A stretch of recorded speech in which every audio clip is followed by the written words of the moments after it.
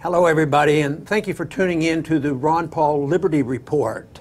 With me today is Daniel McAdams, who is the Executive Director of the Institute for Peace and Prosperity, and also a co-host of this program. Daniel, good to have you with us today. Good to be back doing it again. Good. I have a subject I want to visit with you on and with our audience. It has to do with the empire. It's still with us, and of course, we'd like to see the end of the empire. We believe sincerely that there's more liberty where there's less government and less empires. To manage an empire requires a lot of money, and it's very true that civil liberties are undermined with an empire. And we need to keep the people informed about what's happening. But things don't look good, you know, as far as us winning over these ideas and thinking that America would be better off on not managing empire. But you know, this last week there was an announcement about what was going on in Afghanistan. And one time our president, when he was a candidate, said that was the good war. He wanted to end the war in Iraq, but the good war he would pursue. But even a year ago, he said we should be out of there at the end of 2014. That didn't happen. Matter of fact, they were going to keep 7,000. Now it's up to 10, which means they're going to keep as many as they need or what they think they have to have. So the troop numbers are still there. We're still engaged. We're not going to walk away. I think those in Congress right now have the clout to keep us very much involved with Afghanistan at the expense of the American taxpayer. And you know, they can always say, what if something happens, you know, and there's always an excuse. What we saw recently is the claim that ISIS is involved there now, so we have to maintain these high troop levels. We have to maintain 2 permanent bases in Afghanistan. So I think that thrills the military-industrial complex as well for us to stay. It's sort of like Al-Qaeda related to Iraq. You know, how many victories have we had in Iraq? We've had quite a few victories, and right now we're back into Iraq again. And where was Al-Qaeda there before we got in? But we're very much engaged there, even though they said we have moved out.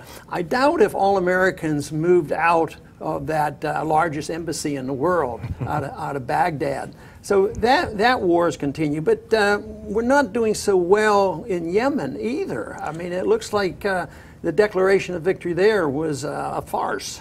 You know, it's interesting how history is being rewritten as well, because now it's being said as, you know, this is a great victory for Iran, that Iran is moving into Yemen. But the reality is much different. You know, starting back in 2010 and even earlier, the U.S. started firing drones into Yemen. As a matter of fact, one of the very first drone strikes killed a deputy governor of one of the regions, and that infuriated his tribe, and they declared war on the government there. So because the government was allowing us and encouraging us to use drones and killed innocent people, that turned the tribe against that government, and now we've had 2 governments overthrown there, and the new group that's taking over is a Shia militia, not as closely tied to Iran as people would like us to think, but nevertheless, it was our intervention that set the stage for what's happening now. It was hardly Iran being involved, and we were going in there to protect them against those vicious Iranians coming into Yemen. You know, even this is not a clean break, even though we had to leave because we were being overrun. The embassy was closed and the base was closed. The CIA is still staying there. The drones will still be available, and I think we're going to be very much involved for a long time to come, because it has been stated flatly in our media, and the media speaks for our government, and it said the most dangerous source of terrorism against the United States here at home is in Yemen. So they already have the excuse made, although every country is a danger. Every country has another Hitler, and therefore we have to go in and to occupy them and take care of them. But you know, this week we also had some verification of an argument that I've made over the years about why we shouldn't have even gotten into that war, because the hype was very strong, and that's 12 years ago, and yet we've had a recent report from the CIA, the NIE report, and what was that all about? Sure. Well, the National Intelligence Estimate, which is the total product of the U.S. intelligence community in total, the consensus view, that 2002 National Intelligence Estimate for Iraq had been classified up until recently. and now more parts of it were declassified. And we know now that as President Bush was saying that Iraq has chemical weapons and biological weapons and is pursuing nuclear weapons, that NIE said exactly the opposite. It said there is no proof that they are pursuing these. As Condoleezza Rice was talking about the aluminum tubes, remember that was a big one. These aluminum tubes can only be used for nuclear weapons. We don't want the smoking gun to be a mushroom cloud. Well, those aluminum tubes, according to the NIE that we now know, were not used for nuclear weapons. They were actually used for creating rockets. So they were lying at the time, and they knew that they were.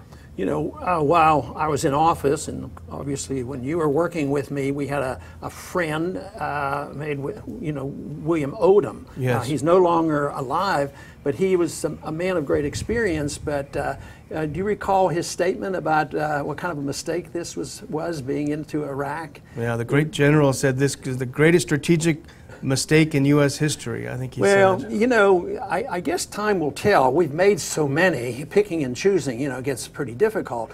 But, that war is not over. The Middle East is not settled. They're still making, the intent of going in there prior to 9/11, and we know that as a case from the 1990s. The neocons were busy laying their plans. So, yes, there's a lot going on, and the Middle East is not being remade with their plans. And this is the whole thing. There's so many unintended consequences. But you know what? It never seems to faze them. And I just wondered, determination is a good quality. Mm-hmm. If you have a goal, it's a worthy goal, and you're determined, and you have setbacks, and you keep, going and pursuing it, determination is something that we all should strive for. But when does determination turn into insanity? When is it stubbornly foolish? I guess the big question there is determination to do. What are you going to do? Are you doing the right thing, or are you doing the wrong thing? But I would think that right now we're not our government's not being determined in the right manner. Well, like the Bible says, by your fruits you shall know them. And look at the fruits of the intervention. Yeah. Well, in spite of all this, and we can name others, we don't have very much victory. We meddled a bit in Tunisia, a lot in Libya, a lot in Egypt, and of course we've been in Syria, and we were going to have regime change. That has not gone well, and that, of course, was the source of ISIS, and it goes on and on every day. You read more about more weapons. Yemen, a lot of weapons turned over to our enemies. $500 billion worth of weapons. And then what does the Congress do? Well, they plan to send more weapons. and where is it that they're trying to do this? Where's our policymakers stirring up trouble? Of course, it's in Ukraine. It's been going on for a couple years, and Congress is not ignoring this. We had a pretty important vote yesterday, even though not many Americans paid much attention to it. That's right. H-Res 162 was the bill, and as you remember very well, when you were in the House, it never went through committees. No one ever had the text until the very last minute. We didn't even know the number of the bill until they went down to the floor to introduce it. But this was a bill, if you remember back in December, Congress passed an authorization of $300 million for defensive lethal weapons to Ukraine. And the president says he hasn't made up his mind yet. So what this bill was doing was telling him, you better send those weapons over right away. Even though there's been a ceasefire and the guns have for the most part been silenced, Congress is pushing, send these weapons over there. And they're also saying these weapons need to be used to restore the territorial integrity of Ukraine. And if you read between the lines, what that means is encouraging the Ukrainian, the government in Kiev that the U.S. backs, encouraging them to take over Crimea again, which is now Russian, so that means war with Russia, and to take over the East again. So they're pushing them to start an even larger war, could be World War III. A lot of these resolutions come up as they did, in the past 10 years. They don't have the force of law, but they have a moral force behind it. They emphasize it, they endorse it, it's part of the propaganda machine.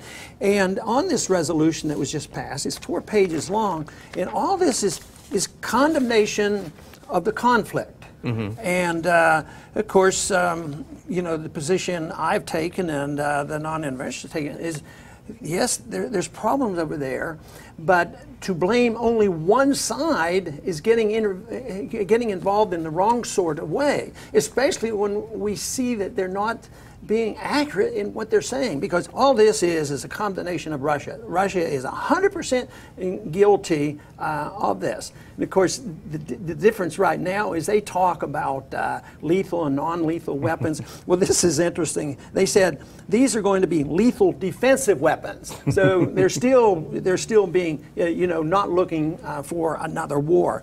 But the vote, I have a copy of the votes here. In one way, a little bit encouraging. In another way, very discouraging. You recall there was a time when maybe 2, 3, 4, 5 of us would say, enough is enough, we don't need another war. But so the numbers have improved. There were 48 no votes and 348 yes votes. I mean, you know where the power is. And there were only 10 Republicans that voted this way. They deserve to be complimented, and I think I'm going to read those names rather quickly, just so people might realize who they are. Who the heroes are. Yeah, because they have all the pressure, even though this is supporting, the Democratic president. It also makes my point that, yes, there's a lot of fighting and a lot of bipartisan bickering, and they don't get along, but when it comes push to shove, here we are. The Republicans hate the Democrats, and there's only 10 Republicans willing to stand up against the president wanting to go into another illegal war. So. Well, look what passed for the debate on the floor. It was Ileana Ros-Lehtinen controlling the time on one side, and the sponsor of the bill, Eliot Engel, on the other side. They both completely 100% supported the bill. So there's no debate. Their only fight is between which one supports it more. That reminds me, and I'm sure you recall, that when I was trying to get time to debate the issue on the House floor of going to war against Iraq, that I should have had half of the Republican time to be in opposition to balance it out. The Democrats split their time, but our side said, no, you can't. At the time, they gave me 3 minutes, and one member of Congress made fun. Yeah, they give Ron Paul 3 minutes to defend the constitutional position. But then after a few people debated that, they gave me 5 minutes. It was wonderful for me to defend it. But let me do this rather quickly. Justin Amash, we know he's a friend of Liberty. Jimmy Duncan's a good friend of mine and does very, very well. Tim Hauskamp and Walter Jones, Thomas Massey, Mick Mulvaney, and Dana Rohrbacher. But the rest all went along with this, and they vote with the neocons. It's really sad. But the other part is this went through. Not too many knew about it, and I doubt if there was any criticism on all the cables and all the news programs yesterday. I doubt if there's an editorial other than on the internet and a few people like this that would challenge this and point to the source of our problems, because this is just a roadmap to more problems in that country, and it means that the empire is still alive and well, unfortunately. Anyway, I would like to thank everybody for tuning in today to the Ron Paul Liberty Report, and please come back soon.